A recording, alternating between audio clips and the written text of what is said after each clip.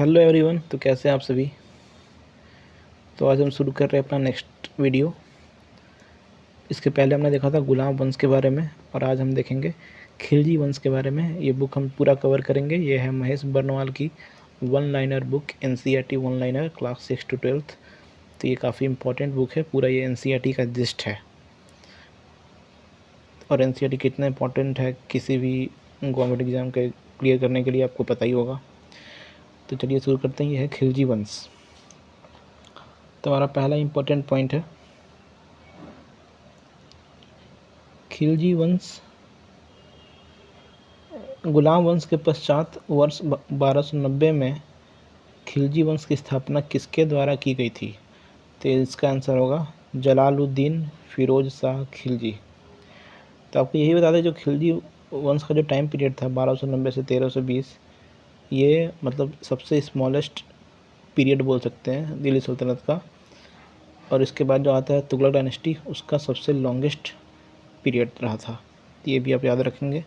इसकी जो संस्थापक थे खिलजी वंश के, वो था जलालुद्दीन फिरोज शाह खिलजी, जिसने 1290 में खिलजी वंश की स्थापना की थी।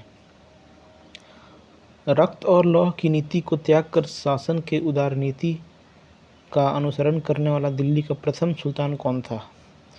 तो ये था जलालुद्दीन फिरोज शाह खिलजी। और ये जो रक्त और लौह की नीति है, यानी ब्लड एंड आयरन पॉलिसी, ये बलबन द्वारा लाया गया था, जो कि स्लेव डायनेस्टी या गुलाम वंश का एक शासक था। वर्ष 1296 में करा मानिकपुर में जलालुद्दीन की हत्या किसने की थी। तो इसका आंसर होगा अलाउद्दीन खिलजी। इसने हत्या की थी जलालुद्दीन की वर्ष 1296 में। कहाँ पे? करा मानिकपुर। अलाउद्दीन खिलजी के बचपन का नाम क्या था। तो अलाउद्दीन खिलजी के बचपन का नाम था अली गुरशास्प। और इसने एक टाइटल भी लिया था आमिर तुजुक का। और इसी ने, अलाउद्दीन खिलजी ने ही इक्ता सिस्टम को हटाया था, जो लाया गया था इल्तुतमिश के द्वारा। अगला क्वेश्चन है, जलालुद्दीन के हत्या के पश्चात अलाउद्दीन खिलजी ने अपना राज्याभिषेक कहाँ करवाया। तो इसका आंसर होगा बलबन के लाल महल में इसने अपना राज्याभिषेक कराया अलाउद्दीन खिलजी ने। अगला क्वेश्चन है, अलाउद्दीन एक साम्राज्यवादी शासक था। वह विश्व विजय प्राप्त करने के साथ साथ एक नए धर्म की स्थापना करना चाहता था। अगला इंपॉर्टेंट लाइन है, राज्याभिषेक के पश्चात सिकंदर सानी या द्वितीय सिकंदर की उपाधि किसने धारण की। तो अलाउद्दीन खिलजी ने की थी, सिकंदर सानी की उपाधि को धारण किया था इसने। सुल्तान बनने के पश्चात अलाउद्दीन ने प्रथम आक्रमण किस शासक पर किया। तो इसका आंसर होगा रायकर्ण, जो कि गुजरात का एक शासक था, रायकर्ण। अलाउद्दीन का सेनापति मलिक काफूर गुजरात विजय के दौरान नुसरत खां द्वारा 1000 दिनार में खरीदा गया था, इसलिए उसे 1000 दिनारी भी कहा जाता था। तो मलिक काफूर जो था वो अलाउद्दीन का एक स्लेव आप बोल सकते हैं, जिसको 1000 दिनारी ही बोलते हैं। और क्यों बोलते हैं? क्योंकि गुजरात विजय के दौरान नुसरत खां द्वारा इसे 1000 दिनार एक करेंसी है, उस टाइम की करेंसी थी। तो 1000 दिनार में मलिक काफूर को खरीदा गया था, इसलिए इसे 1000 दिनारी ही बोला जाता है। वर्ष 1303 में अलाउद्दीन के द्वारा चित्तौड़ पर आक्रमण के समय वहाँ का शासक कौन था। तो चित्तौड़ का शासक था राजा रतन सिंह, राणा रतन सिंह।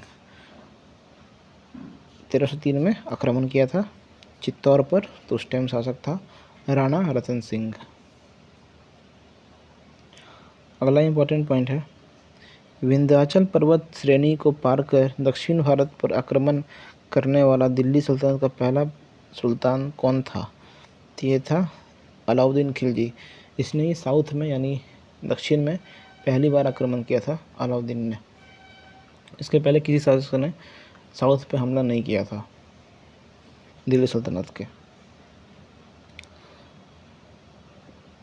नेक्स्ट पॉइंट है हमारा,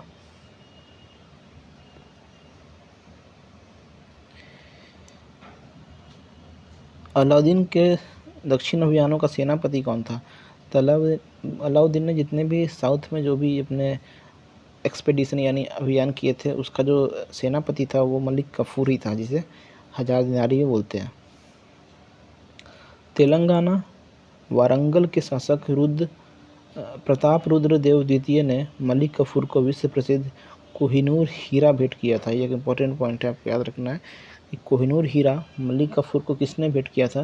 तो प्रताप रुद्र देव ने भेंट किया था। प्रताप रुद्र देव द्वितीय, जो कि तेलंगाना या वारंगल का शासक था, प्रताप रुद्र देव।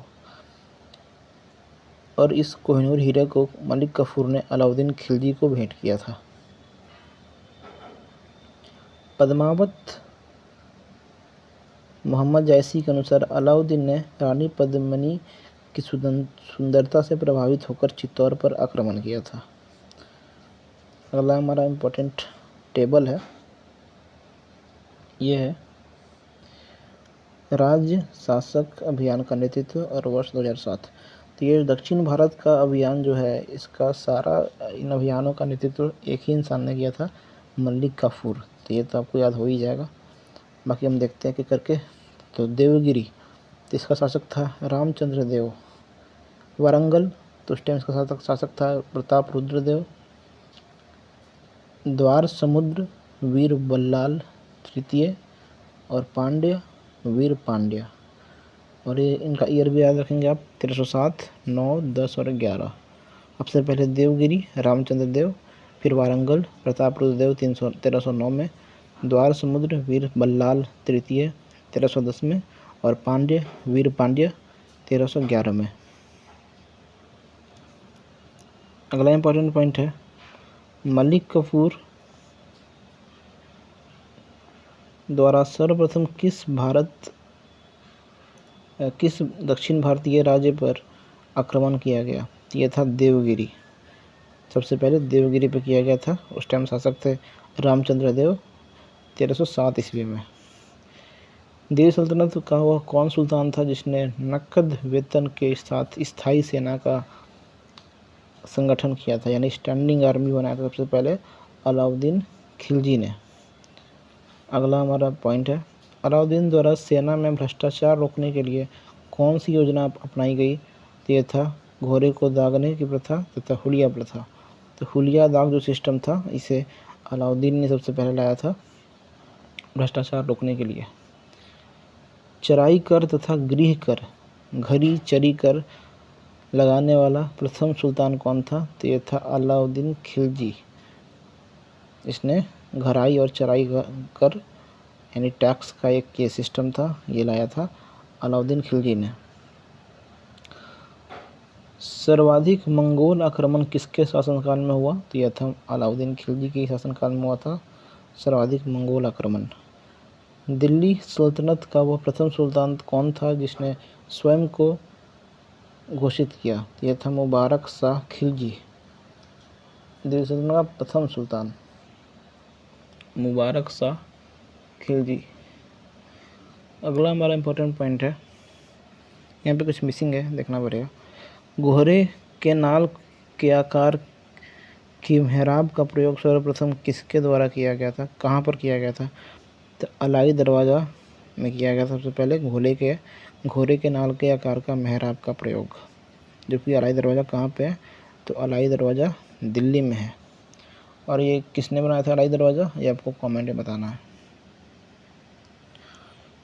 अगला इम्पोर्टेंट पॉइंट है, तो ये बता दूँ, जो अलाई दरवाज़ा इसे अलाउद्दीन खिलजी ने ही बनवाया था।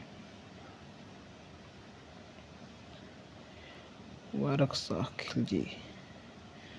अगला क्वेश्चन है, अलाउद्दीन द्वारा सैनिकों के सस्ते मूल्यों पर वस्तुओं को प्रदान करने के लिए बाजार नियंत्रण की नीति अपनाई गई।